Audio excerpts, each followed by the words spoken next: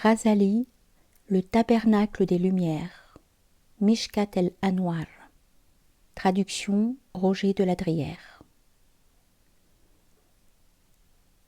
Dieu est la lumière des cieux et de la terre. Sa lumière est semblable à un tabernacle où se trouve une lampe. La lampe est dans un verre, le verre est comme un astre brillant. Elle est allumée grâce à un arbre béni, un olivier, ni d'Orient ni d'Occident, dont l'huile éclairerait où peu s'en faut, même si nul feu ne la touchait.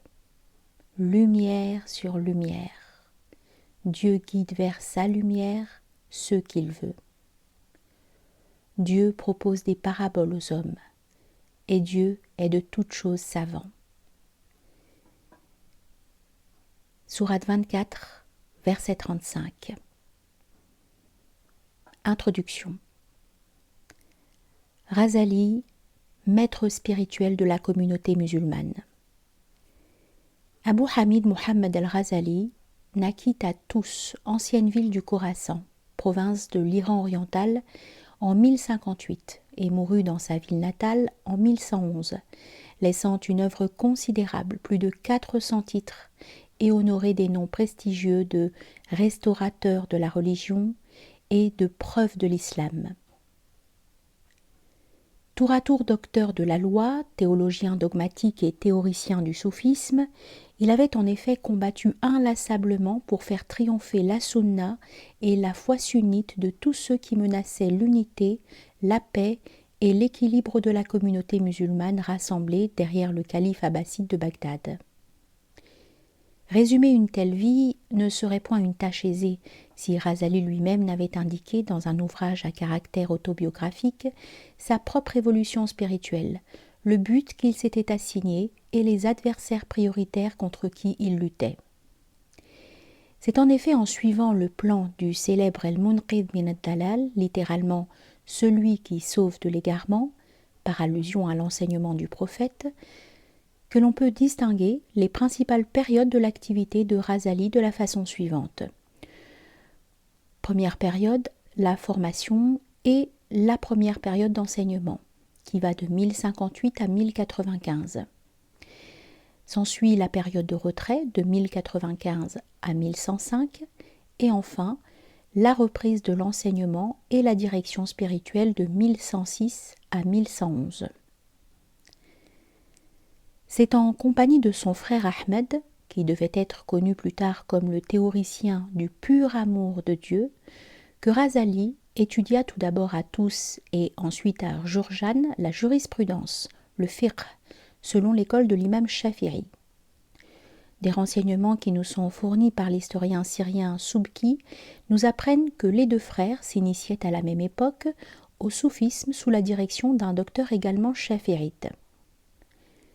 À partir de 1082 jusqu'à 1085, Razali séjourna à Nishapur comme disciple de Jouaini, célèbre théologien de l'école d'Ash'ari et théoricien du droit, nommé par le nouveau vizir seldjoukide Nizam el-Mulk, comme directeur de la madrasa Nizamiya, appelée ainsi du nom de son fondateur. C'est dans cette mosquée-institut, créée pour l'enseignement du droit chafirite, que Razali paracheva sa connaissance de la jurisprudence et de la théologie dogmatique, qu'elle aime. C'est également de cette époque que datent les premières œuvres de Razali, notamment un traité sur les fondements du droit, Usul al-Fiqh, base de tout ordre légal. Après la mort de son maître, Jouaini, en 1085, Razali rejoignit Nizam el-Mulk, qui l'admit dans le cercle de ses familiers et de ses intimes. C'est sans doute par ses contacts avec le vizir seldjoukide, qui devait durer jusqu'en 1092, date de son assassinat, que Razali avait pris clairement conscience du rôle politique des théologiens et des juristes.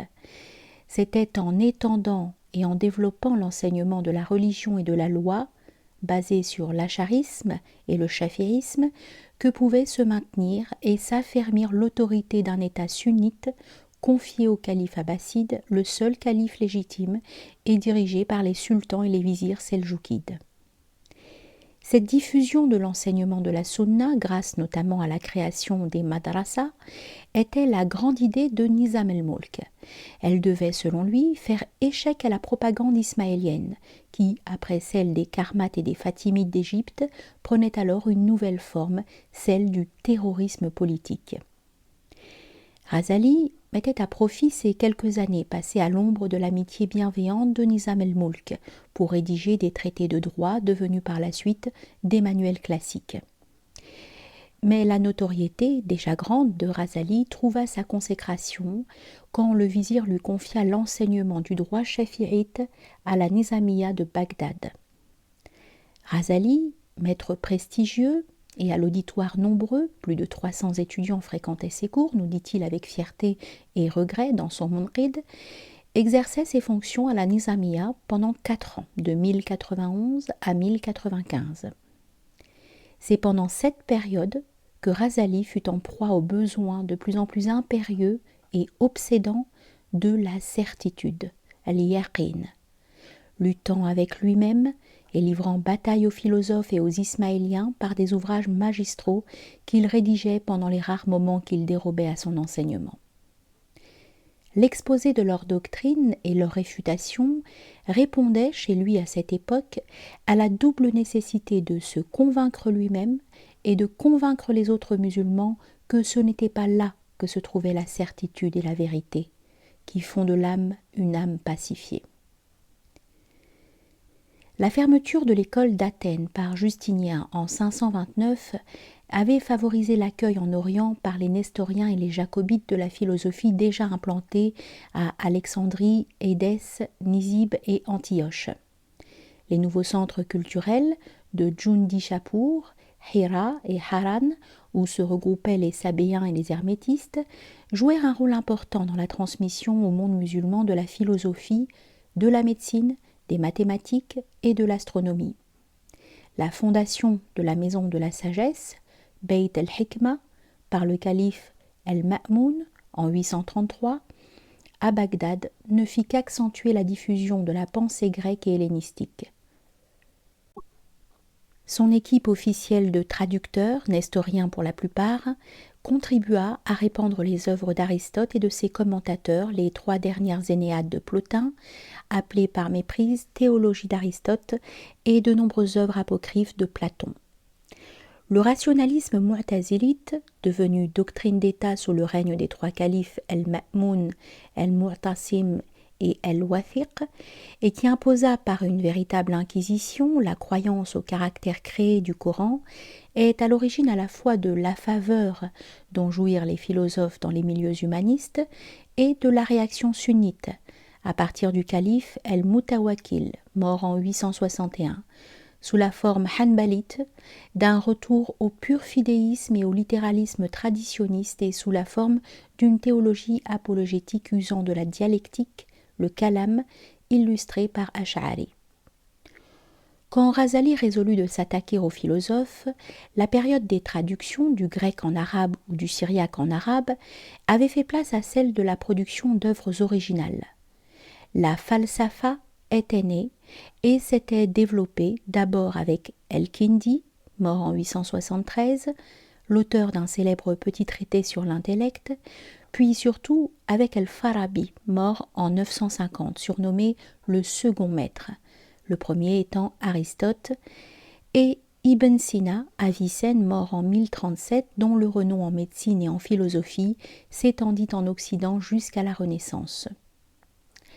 L'encyclopédie philosophique des Ikhwan as-Safa, les frères de la pureté, rédigée par des Ismaéliens entre 961 et 986 sous forme d'épîtres, représentait également un danger pour la foi sunnite aux yeux de Razali, davantage semble-t-il que l'humanisme éthique de Tawhidi et Miskawayh, contemporain d'Ibn Sina.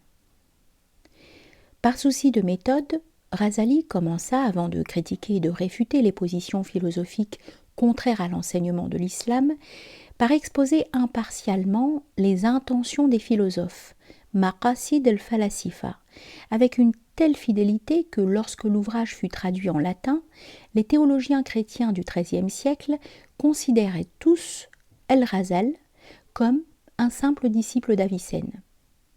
La réfutation, rédigée en un deuxième temps, restera en effet inconnue de la scolastique médiévale. Terminée l'année de son départ de Bagdad, l'autodestruction des philosophes, Tahafut el-Falasifa, est l'un des ouvrages de Razali écrits avec le plus de fougue et de talent littéraire, en même temps que de finesse psychologique et d'habileté dialectique, retournant contre Farabi, Avicenne et les Mu'tazilites leur propre raisonnement, ou les mettant en contradiction les uns avec les autres. L'ouvrage est une condamnation portant sur 20 questions de métaphysique ou de théodicée, ilahiyat, dont 3 relèvent de l'infidélité et le kufr, excluant de la communauté musulmane. La croyance à l'éternité du monde, la négation de la connaissance par Dieu des singuliers et la négation de la résurrection des corps, jointe à l'affirmation que seules les âmes éprouveront la béatitude ou le châtiment. Ces 3 accusations seront reprises par Razali dans son Munqidh. Il s'agissait surtout pour lui de ruiner le prestige des philosophes et la fascination qu'il exerçait sur les esprits.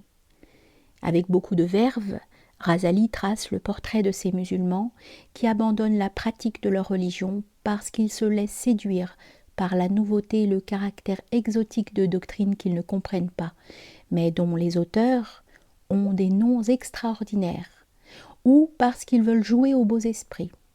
Mais Razali ne condamne pas toutes les sciences philosophiques, telles que les mathématiques, la logique, la politique et l'éthique. Il composera d'ailleurs, toujours à Bagdad, 2 ouvrages consacrés à la logique et aux procédés de raisonnement, le Mihak al-Nazar et le Mi'yar al-Ilm. Il s'efforcera même dans son Iqtisad fil I'tiqad, qui est un ouvrage de théologie dogmatique, d'appliquer la démonstration syllogistique à 3 termes. Il est également certain que Razali, dans le Mishkat el-Anwar que nous étudions plus loin, s'est souvenu de Farabi et d'Avicenne. Le rôle assigné par Razali au Coran, qui est, pour l'œil de l'intelligence, ce qu'est la lumière du soleil pour l'œil externe, est en effet le même que celui de l'intellect agent qui fait passer les intelligibles de la puissance à l'acte. De même, la classification des facultés de l'âme humaine par Avicenne et son interprétation du verset de la lumière, dans son épître sur la prophétie et dans ses directives et remarques, seront reprises avec une autre terminologie et dans un esprit différent par Razali. La théorie du miroir de l'âme est également un bien commun à la philosophie arabe et à la spiritualité islamique que Razali a revivifié. Il n'y a donc rien d'étonnant au fait qu'Ibn Tufayl, mort en 1186, déclare s'être inspiré à la fois d'Avicenne et de Razali pour imaginer l'ascension spirituelle de Hayy ibn Yaqdhan, né sur une île déserte. Ajoutons pour terminer que dans l'univers d'un néoplatonicien ou d'un musulman, il n'y a pas place pour la contingence absolue. Pour le premier, l'être concret est un possible réalisé, donc nécessaire et nécessité par l'être majuscule, nécessaire par soi. Pour le second, le destin de chaque homme a été écrit par la plume divine. Un tel univers est celui de l'espérance, de l'ascension spirituelle et du retour au principe. Razali et les Ismaéliens. L'engouement pour la philosophie détournait les musulmans de la pratique de la religion et des obligations cultuelles. Sa prétention de pouvoir soumettre à la discussion, au raisonnement et à la démonstration les vérités fondamentales de la foi représentait un réel péril pour l'islam. Razali avait sapé le crédit des philosophes et montré que leur prétention à la connaissance certaine était sans fondement et totalement injustifiée. Mais des musulmans, cette fois, représentaient pour la foi sunnite un autre danger et revendiquaient pour eux seuls la possession de la certitude et de la vérité. Il s'agissait des Ismaéliens. Razali composa plusieurs réfutations de leur doctrine. Il rédigea la première à la demande, nous dit-il, du calife El-Mustazhir en 1094. la quête personnelle de Razali et son désir de combattre tout ce qui n'était que fausseté, erreur, illusion et vain dogmatisme, trouvaient ainsi l'occasion de s'exprimer.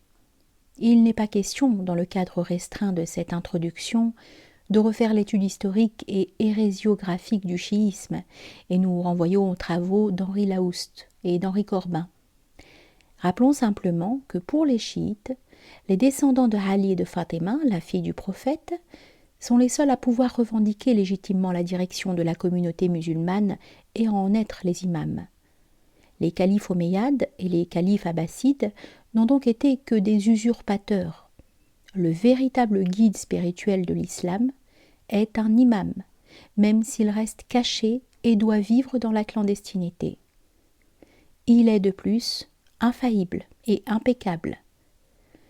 À partir du 6e imam, Ja'far as-Saddiq, les chiites se sont divisés. À la mort de Ja'far en 765, les uns se rallièrent à la personne de Moussa al-Khazim, fils de Ja'far, les autres à Ismaïl, frère de Moussa. La dynastie des Fatimides d'Égypte prétendait se rattacher aux Ismaéliens.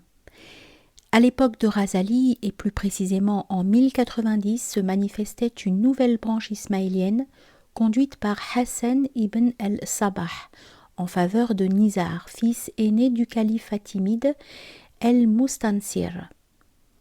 Hassan s'emparait de la forteresse d'Alamout, située au cœur d'El-Bourz.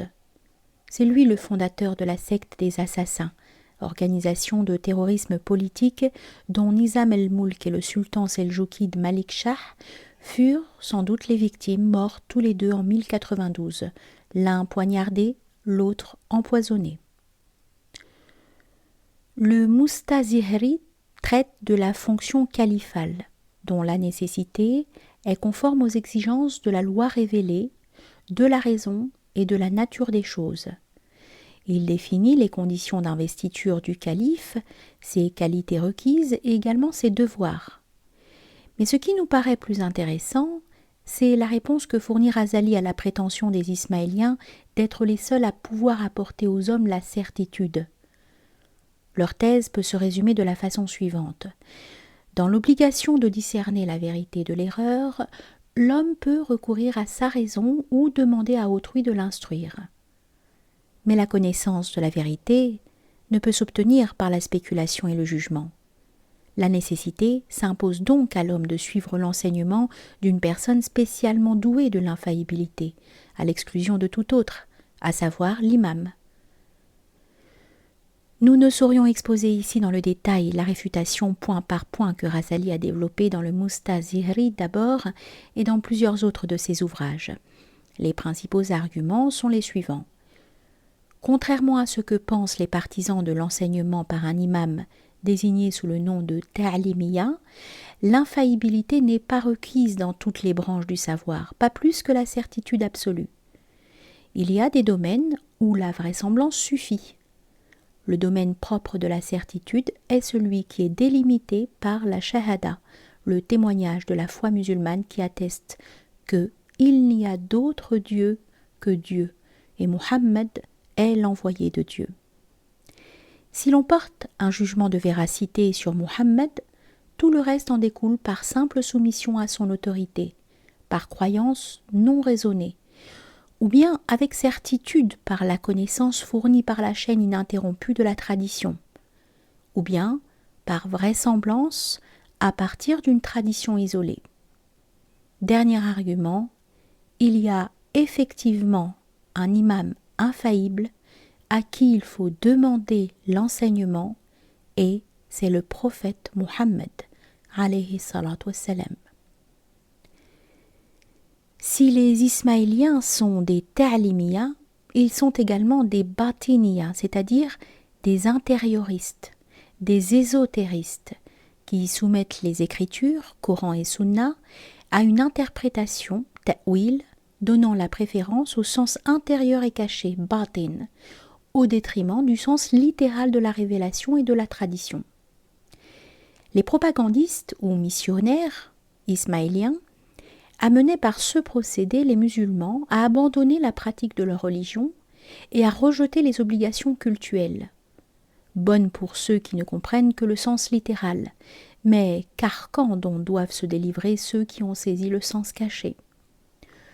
On aboutissait ainsi aux mêmes conséquences graves que par l'adhésion aux thèses des philosophes. Razali se devait donc de combattre cette autre forme d'impiété. Il le fit en montrant que, dans la mesure où une certaine interprétation selon le sens caché peut être exacte, le sens littéral reste toujours vrai et contraignant. Le sens intérieur ne saurait en aucun cas entrer en contradiction avec le sens littéral ni le supprimer, tout comme le monde invisible coexiste avec le monde sensible et apparent.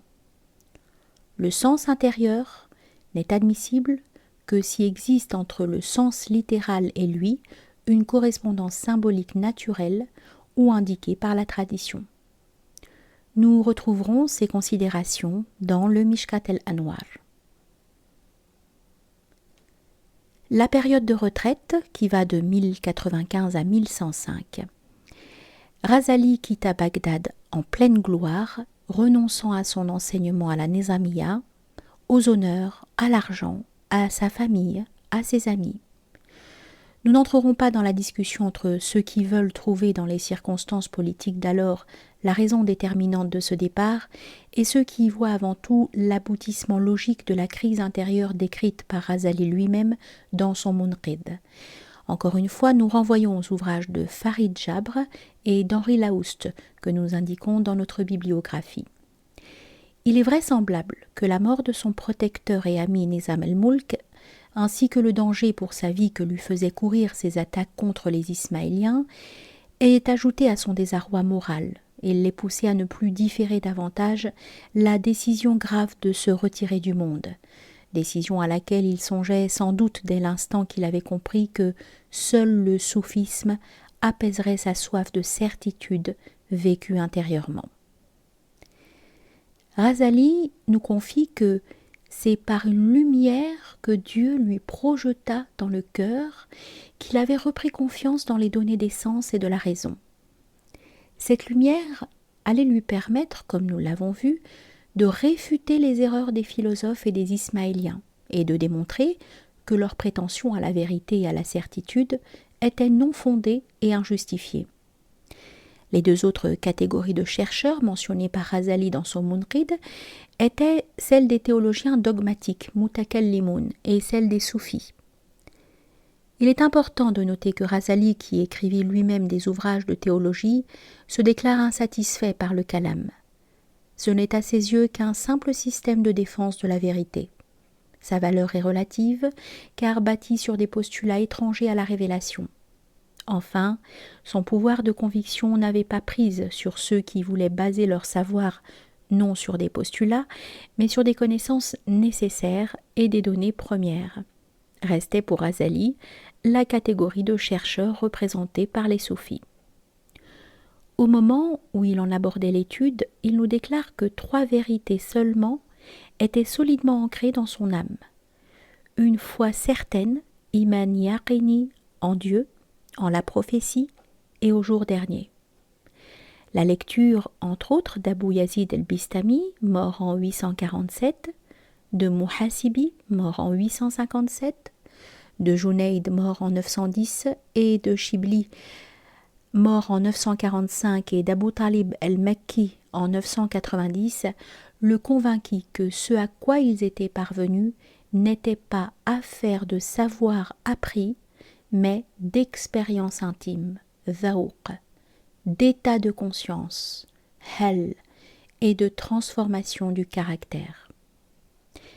Il lui apparut clairement alors que pour obtenir la béatitude future, il n'y avait pas d'autre moyen que la piété, taqwa, et la maîtrise des passions, et que cela dépendait uniquement de la rupture des liens du cœur avec le monde, en ne portant toutes ses aspirations que vers Dieu.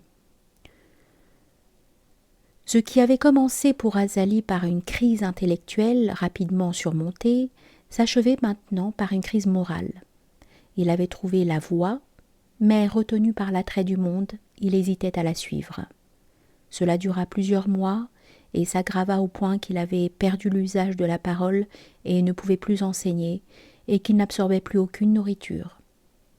Jusqu'au moment où Dieu, venant à son secours, lui donna enfin le courage de tout abandonner. Après avoir chargé son frère Ahmed de le remplacer dans ses fonctions à la Nizamiya, Razali quittait donc Bagdad vers la fin de l'année 1095. Sa retraite devait durer 10 ans, puisqu'il ne reprit une activité officielle d'enseignement qu'au milieu de l'année 1106 à Nishapur.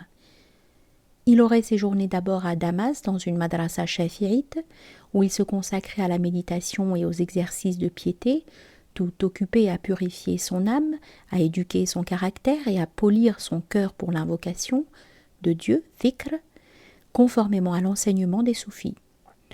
Puis, ce fut Jérusalem et le pèlerinage à la Mecque à la fin de l'année 1096.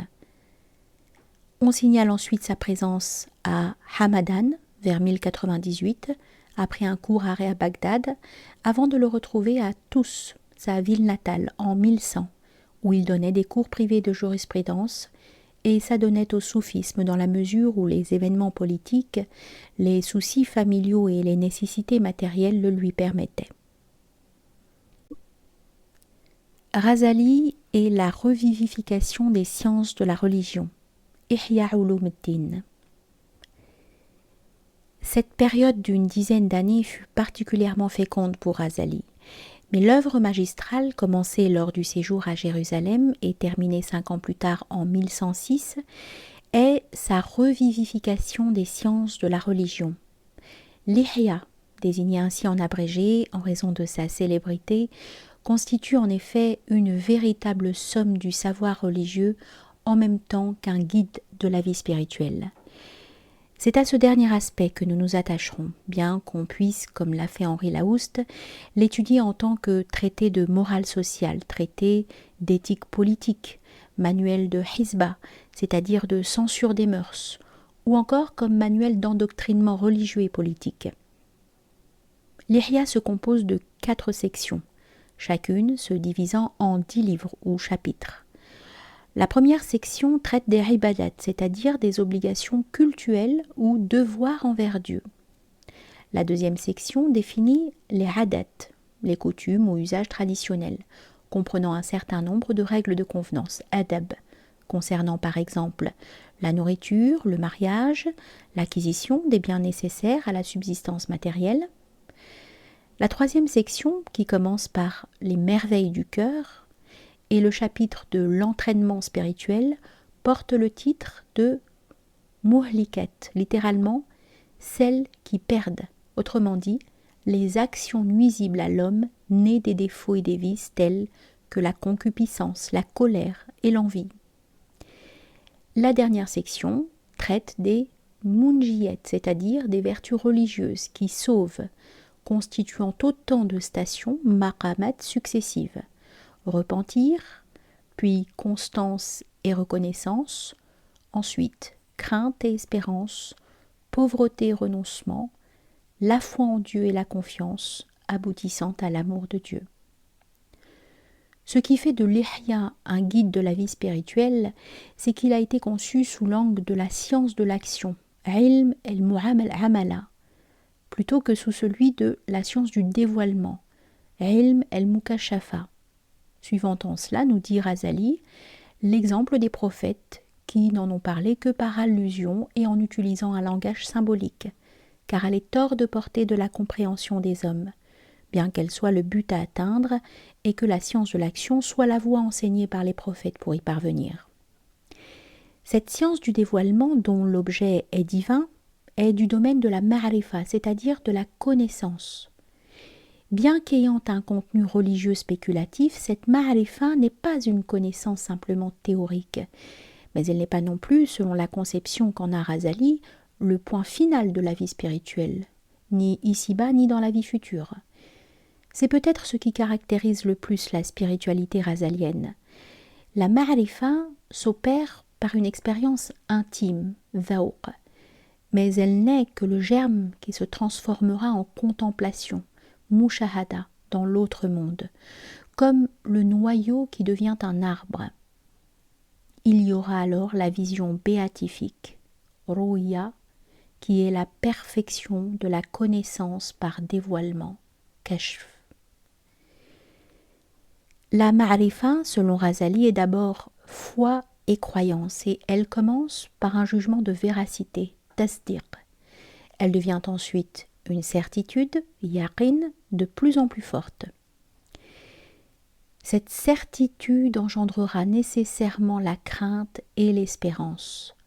La station de la constance, acquise à partir de celle de la crainte et de l'espérance, mènera à celle de la lutte spirituelle, de l'évocation et de la pensée constante de Dieu. L'évocation constante, dhikr, mène à la complaisance dans la société intime de Dieu, uns, et la pensée constante, fikr, tafakkur, mène à la perfection de la connaissance, ma'rifa. La perfection de la ma'rifa et les uns et le uns mènent à l'amour, mahabba.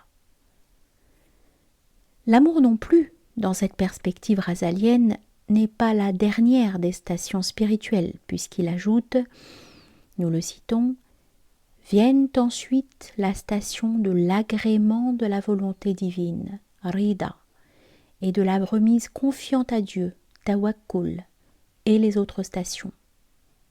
Tel est l'ordre du parcours des étapes de la religion. Fin de citation.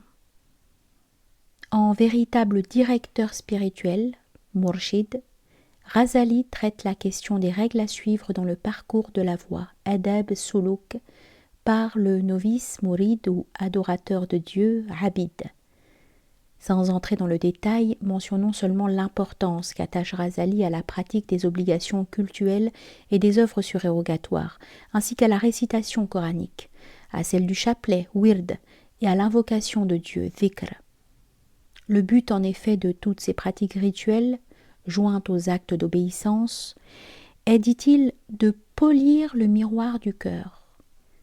Il y a un rapport mystérieux entre le corps et l'âme, et ce qui purifie le corps, par les ablutions et les gestes physiques de la prière rituelle, ainsi que par la prononciation des paroles sacrées, aide l'âme à se purifier de la rouille qui ternit le miroir du cœur et qui l'empêche de refléter la vérité. La métaphore de la rouille du cœur est coranique, et une tradition du prophète dit que si l'homme se repent, renonce et implore le pardon, son cœur est rendu lisse. Razali précise qu'il ne suffit pas que le miroir soit net, car il doit être convenablement orienté pour pouvoir donner une image. Notons, pour terminer, qu'il distingue 4 degrés dans l'action purificatrice. Le corps est lavé et rendu propre, les organes de l'action sont purifiés des péchés commis, le cœur est purifié des dispositions blâmables et des vices haïssables, enfin l'intime, sirr, de l'âme, doit être purifié de tout ce qui n'est pas Dieu. Et ceci est le degré de pureté atteint par les prophètes et les justes, Sédéroun. Razali composa de nombreux autres ouvrages pendant cette période de retraite. L'un d'eux, connu sous le titre abrégé de Imla, était destiné à éclairer certaines difficultés soulevées par l'Ihya. Un autre livre se rattache à l'Ihya, dont il a adopté la même division en 40 chapitres. C'est Al-Arba'in fi Usul ad-Din, qui commence par un exposé scolastique sur Dieu et ses attributs et qui se poursuit par un résumé des différents chapitres de l'Ihya.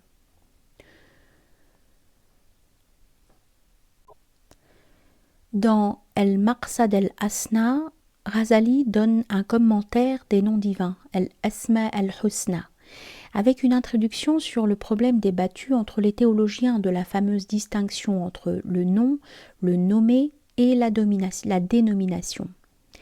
C'est aussi pour lui l'occasion de préciser comment il faut comprendre l'appropriation par l'homme des caractères divins. Par ailleurs, Razali continuait à réfuter la doctrine des Ismaéliens, signalant à ce sujet la balance juste, el-Qistas el-Mustaqim, ouvrage rédigé sous la forme d'un dialogue dans lequel le maître démontre à son interlocuteur, ta'limite, qui croit à l'inanité de la raison et à l'imam infaillible, qu'il est possible de parvenir à la vérité par un raisonnement juste si l'on suit 5 règles, mawazin, établies par le Coran lui-même. À partir d'exemples d'argumentation coranique, Razali retrouve les lois de la démonstration logique, mais en utilisant une autre terminologie que celle des philosophes. La reprise de l'enseignement et la direction spirituelle de 1106 à 1111. C'est dans le récit autobiographique du Munqidh que nous trouvons l'explication du retour de Razali à la vie publique. Devant le spectacle d'un islam livré aux mauvais savants, juristes et théologiens ne songeant qu'à la gloire personnelle, philosophes et ismaéliens détournant les musulmans de la pratique de la religion, imposteurs du soufisme, faux mystiques et antinomistes, Razali se sentit obligé de sortir de sa retraite. C'était pour lui un devoir sacré et même une mission. Les conseils de ses amis, et même certains rêves prémonitoires le désignant comme le rénovateur attendu selon la tradition qui dit que Dieu enverra au début de chaque siècle un homme qui rénovera l'islam. Et la méditation de certains versets coraniques. Tout ce faisceau de raison le convainquit d'accepter la demande de reprendre son enseignement que lui adressait providentiellement Fakhr el-Mulk, vizir du sultan Sanjar à Nishapur. Il s'y rendit donc pour prendre la direction de la Nizamiya quelques semaines avant le début du VIe siècle de l'Hégire. Comme le fait remarquer très justement Henri Laouste, à l'enseignement batinite s'opposait ainsi un enseignement sunnite dirigé contre les batiniyas et auquel l'État donnait le poids de son autorité et de son efficacité. Fakhr el-Mulk, peu de temps après, mourait assassiné par un batinite en 1106. Il est probable que Razali, après la disparition de son protecteur, ne resta pas longtemps à Nishapur, préférant poursuivre son enseignement du droit à tous, où il retourna définitivement à une date qui reste imprécise. Jusqu'à sa mort, survenue le 18 décembre 1111, il ne cessa d'écrire et d'enseigner tout en dirigeant la voie spirituelle de ses disciples dans un ermitage qu'il avait fondé pour les former à la théorie et à la pratique du soufisme. C'est pour eux qu'il rédigea ce qui fut sans doute sa dernière œuvre, l'itinéraire des adorateurs de Dieu, Minhaj el-Habidin.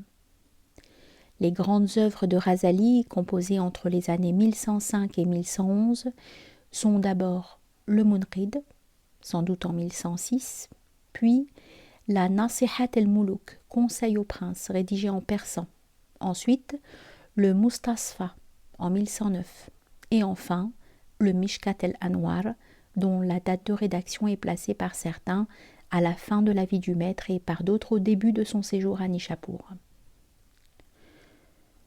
Nous avons tout au long de cette introduction indiqué les grandes lignes du Munqidh et les thèmes traités par Razali dans son autobiographie. Cela nous dispense d'y revenir. Nous voudrions seulement dire quelques mots du chapitre concernant la prophétie, Nubuwa, qui fait suite à celui du soufisme. Il avait en effet reconnu, pendant sa période de retraite, que dans le cas des soufis, tout en eux, comportement extérieur et vie intérieure, provenait du tabernacle ou de la niche de la prophétie, Mishkat el-Nubuwa, et qu'il n'y avait pas sur cette terre d'autre lumière pour s'éclairer. Il lui fallait donc répondre à ceux qui doutaient de la possibilité de cette connaissance prophétique, de son existence et de son attribution à une personne déterminée, en l'occurrence Mohammed. L'on retrouvera dans le Mishkat un certain nombre d'expressions utilisées ici par le maître. L'enfant commence par connaître par le sens du toucher, puis par la vue, ensuite par l'ouïe, jusqu'à ce qu'il dépasse le domaine sensible. C'est vers l'âge de 7 ans qu'apparaît en lui la faculté de discernement. C'est pour lui une nouvelle phase, puisqu'il a accès à des choses qui ne se trouvent pas dans le monde des sens. Puis surgit en lui une autre phase plus élevée, celle de la raison, l'aql, par laquelle il est apte à saisir les choses nécessaires, possibles ou impossibles. Et au-delà de la raison existe encore une autre phase.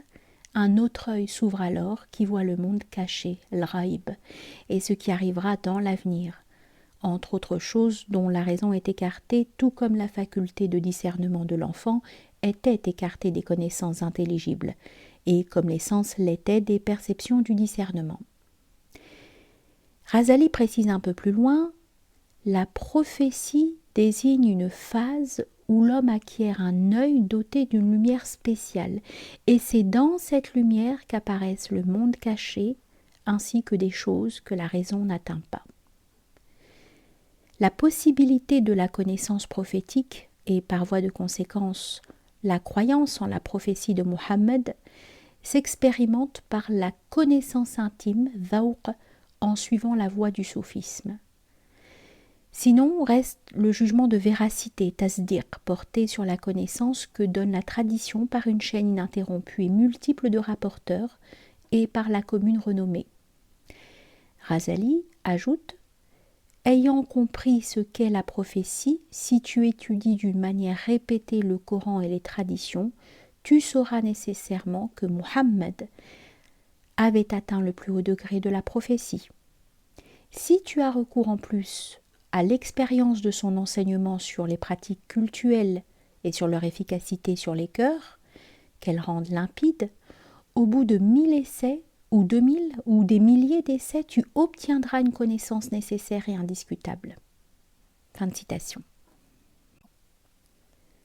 La Nasiha, traduite en arabe sous le titre Al-Tibr al-Masbouq fi Nasihat al-Muluk, et le Mustasfa sont les deux derniers traités que Razali, théoricien de la cité musulmane, a écrits sur la question du pouvoir et de l'ordre légal. Destiné au sultan, sans doute Sanjar dont Fakhr al-Mulk était le vizir, plutôt qu'à Mohammed l'autre fils de Malik Shah, qui avait pris le titre de sultan de l'Orient et de l'Occident, la Nasiha rappelle quels sont les devoirs des princes. Elle commence par une profession de foi du type de la Risala Qudsiya, intégrée à l'Ihya, et de l'Iqtisad. Mais cette foi doit se concrétiser par l'obéissance à Dieu et la justice, adl, envers les sujets. Si les prophètes enseignent comment adorer et servir Dieu, les rois, eux, sont chargés d'empêcher les hommes de commettre des injustices. Razali insiste sur le rôle et l'importance du vizir qui doit avoir la plus entière confiance du sultan ainsi que sur la place tenue par les secrétaires de chancellerie. À noter également la recommandation de pacifisme que Razali adresse au vizir et indirectement au sultan. Le Mustasfa, beaucoup plus technique, est un traité des fondements du droit, Usul al-Fiqh, écrit par un maître et un spécialiste de la question. L'objet essentiel du Mustasfa est ainsi résumé par Henri Laouste, nous le citons, « Il s'agit de définir la notion de règle de droit ou de statut légal, hukm, d'en chercher les fondements, d'en préciser les buts et de tracer la voie qui permettra au mujtahid, au docteur de la loi qualifié pour cet effort d'interprétation, ijtihad, non seulement de rattacher à la même règle de droit l'infinie diversité des cas concrets posés par la vie, mais encore de travailler à l'élaboration de la doctrine dans le cadre et les limites que la loi lui assigne. » Fin de citation. Les deux premières sources de la loi sont le Coran et la Sunna, qui englobent tout le corps des traditions remontant aux prophètes. La troisième source est constituée par le consensus communautaire ijma', dont Razali donne la définition suivante. C'est l'accord de la communauté de Muhammad en particulier sur une question d'ordre religieux. Razali y ajoute la raison, mais comme simple facteur de cohérence interne, et ramené à la simple présomption de continuité, istishab sur le plan temporel ou logique. Voilà donc, selon Razali, les 4 sources objectives de la loi. L'interprète qualifié fera usage de sa réflexion personnelle pour tirer de ces sources, en se fondant sur des preuves, les règles de droit. Et c'est ici qu'intervient le raisonnement analogique, qiyas, qui n'est pas admis par toutes les écoles juridiques islamiques. Pour Ghazali, il consiste à rechercher la cause, ila, d'une règle de droit donnée et à étendre cette règle à tous les cas qui participent de la même cause. À l'interprétation de la loi par une personne autorisée et qualifiée, certains opposent le principe de l'acceptation d'une doctrine sans preuve, taqlid. Ghazali le condamne, sauf dans le cas du musulman ordinaire obligé de s'en remettre à un homme savant et honorablement connu. On voudra bien nous pardonner d'avoir tenu à montrer tous les aspects de l'œuvre de Ghazali. Elle constitue à elle seule une véritable encyclopédie islamique. Elle forme un tout et n'en mentionner qu'un domaine particulier, comme la spiritualité par exemple, c'était prendre le risque de la déformer, en masquant l'unité qui réside dans sa diversité même. Le juriste chez Ghazali n'est pas séparable du penseur. L'adversaire des philosophes et des ismaéliens est également un homme de contemplation. Le théologien dogmatique, homme de dialectique, est le même qui cherchait la certitude intérieure. Ghazali fut ce que l'on pourrait appeler un musulman intégral, qui avait réalisé la synthèse harmonieuse entre l'amour de la loi et l'amour de la vérité, menant la guerre sainte à la fois contre lui-même et contre les ennemis de l'islam et sacrifiant la paix de l'âme finalement atteinte au sens de la solidarité communautaire. Par sa richesse et sa noblesse, la personnalité de Ghazali est l'une des plus attachantes de toute l'histoire de l'islam.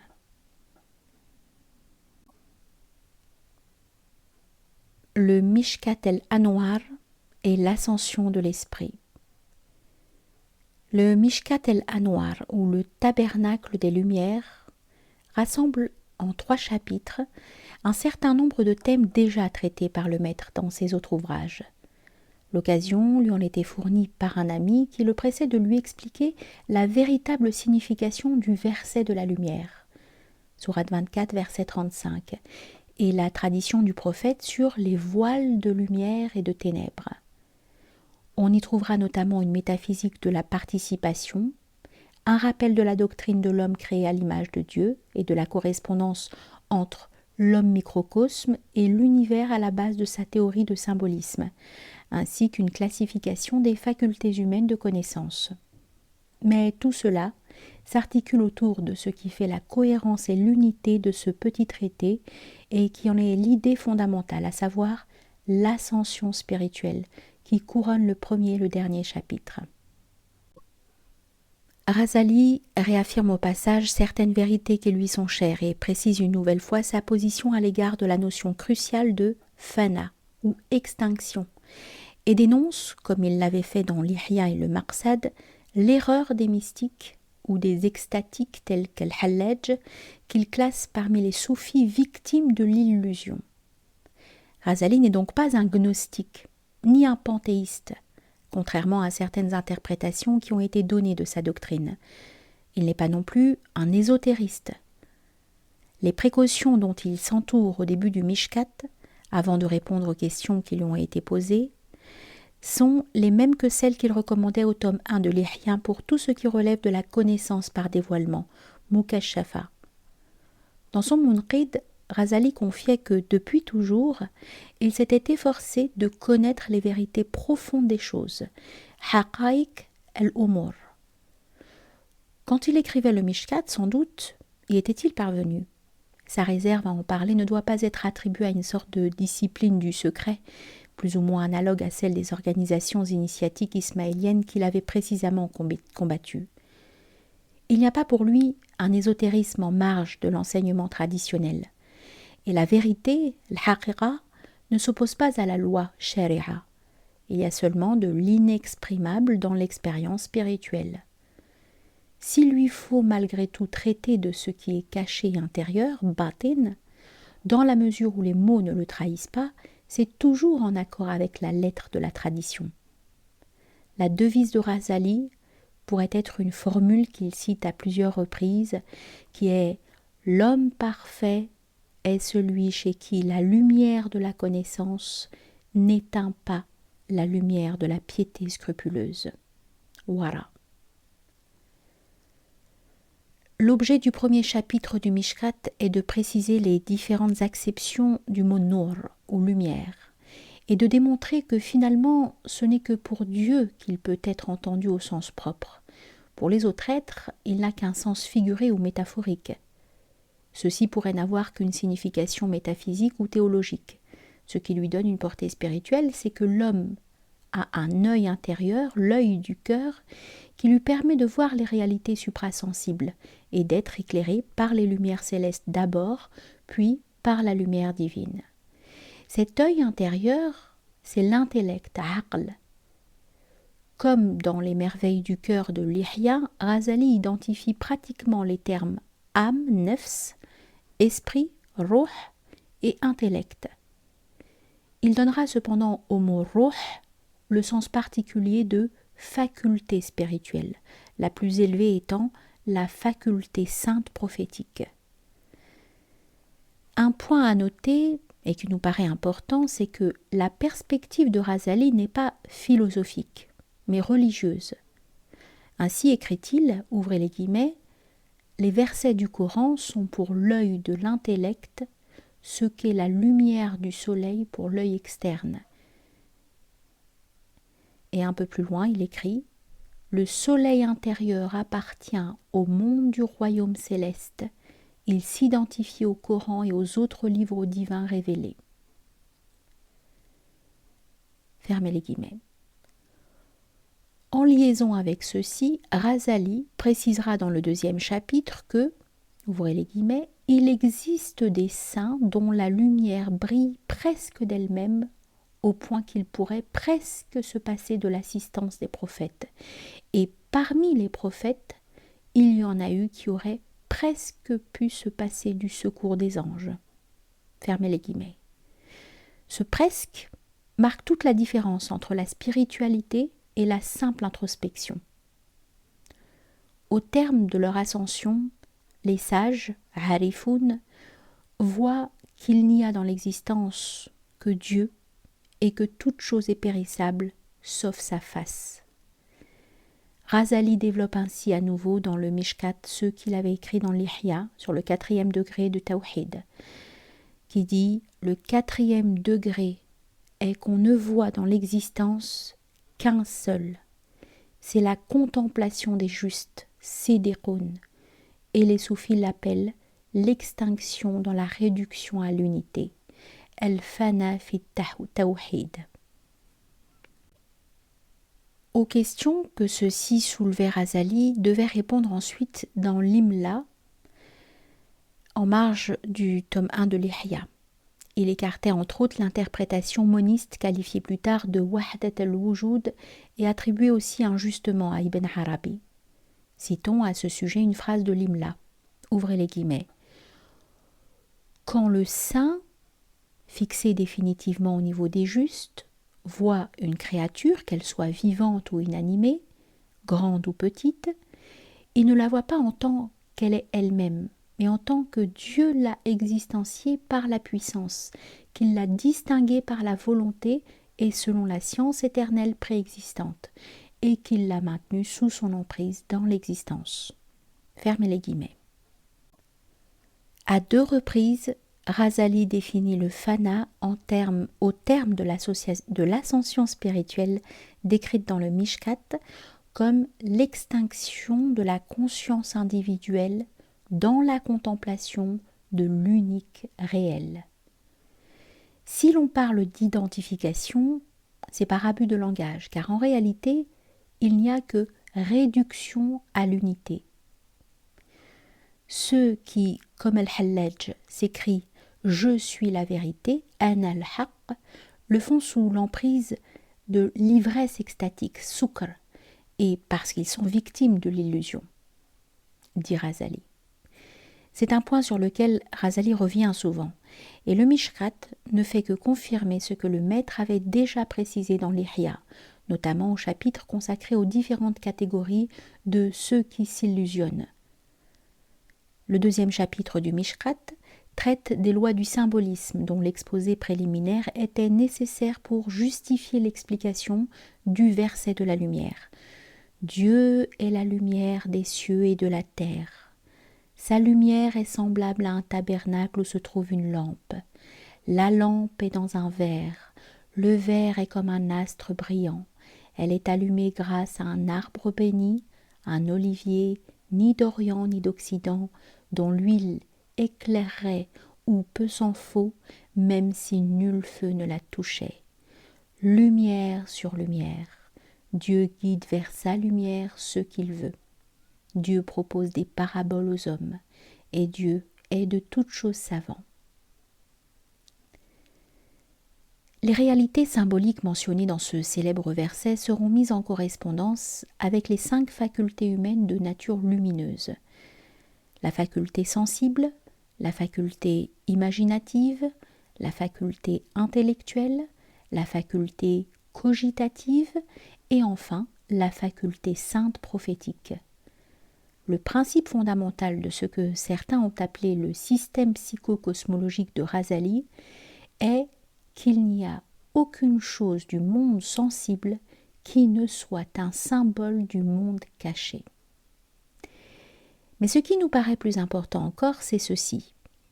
Le monde visible est le point d'appui pour s'élever au monde du royaume céleste. Et le parcours de la voie droite consiste en cette ascension. S'il n'y avait pas de correspondance et de liaison entre les deux, la montée de l'un à l'autre serait inconcevable. L'on retrouve ici aussi un certain nombre de considérations déjà développées par Razali dans ses autres œuvres, et notamment dans l'Ihya. L'histoire d'Abraham, par exemple, prise comme type de l'ascension spirituelle et du franchissement des différentes étapes jusqu'à la lumière suprême. Cette ascension est comprise également comme l'écartement des voiles qui séparent de Dieu. La description de ces voiles fait l'objet du 3e chapitre du Mishkat, qui commente la tradition. Dieu a 70 voiles de lumière et de ténèbres. S'il les enlevait, les gloires fulgurantes de sa face consumeraient quiconque serait atteint par son regard. C'est l'occasion pour Razali de tracer ce que l'on pourrait appeler l'évolution religieuse de l'humanité, qu'il représente comme une marche ascendante depuis l'athéisme et le matérialisme jusqu'à la sainteté suprême, en passant par le culte des idoles et les différentes formes imparfaites des croyances religieuses. On y retrouve le talent de Razali dans la rapide galerie de portraits psychologiques qu'il brosse des hommes qui sont voilés par les ténèbres de leur propre âme. La vie spirituelle n'apparaît que lorsque l'on ne s'intéresse plus à soi et que l'on est capable d'adoration. C'est pourquoi Razali ne classe pas les idolâtres dans la catégorie de ceux qui sont voilés par les pures ténèbres, mais parmi ceux qui sont voilés par une lumière mêlée d'obscurité, tout comme certains musulmans anthropomorphistes. La 3e catégorie est celle des hommes voilés par les pures lumières.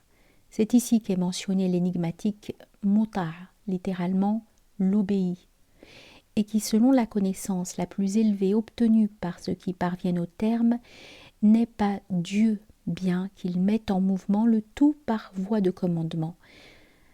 Après avoir intrigué les philosophes Ibn Tufayl et Ibn Rushd, ce Muta' a été un sujet de discussion parmi les orientalistes. Il est pourtant à peu près évident qu'il s'agit ici d'un ruh qui appartient précisément à ce qui est appelé le monde de l'ordre, c'est-à-dire l'esprit, dont il est dit dans le Coran « L'esprit procède de l'ordre de ton Seigneur, et il ne vous a été donné que peu de science à son sujet. » Le Mishkat s'achève par la distinction entre ceux qui, comme Abraham, sont parvenus au terme de l'ascension spirituelle après en avoir parcouru toutes les étapes, et ceux qui, comme le prophète Mohammed, alayhi salatu wassalam, ont été envahis dès le début par ceux qui n'arrivent aux autres qu'à la fin, et qui ont été assaillis d'un seul coup par la manifestation divine. Ce qui fait l'intérêt et l'importance du tabernacle des Lumières, c'est qu'il constitue comme une introduction à la spiritualité islamique et une justification doctrinale de celle-ci. Ce soufisme sobre, comme on l'a parfois désigné, a trouvé en Razali son meilleur interprète et son meilleur défenseur. Théologien et juriste réputé, Razali réussissait à rassurer les docteurs de la loi et à calmer leurs suspicions. En essayant solidement sur la base du Coran et de la Sunna une spiritualité orthodoxe, en asseyant solidement sur la base du Coran et de la Sunna une spiritualité orthodoxe, le maître faisait apparaître désormais le soufisme comme un prolongement naturel de la piété et de la dévotion. Si l'Ihya en est la parfaite démonstration et l'expression spéculative la plus complète, le Mishkat en est un excellent résumé. Pour conclure, nous souhaiterions que cette œuvre du Moyen-Âge soit une réponse à la quête de vérité et d'absolu que certains poursuivent dans les ténèbres du matérialisme contemporain.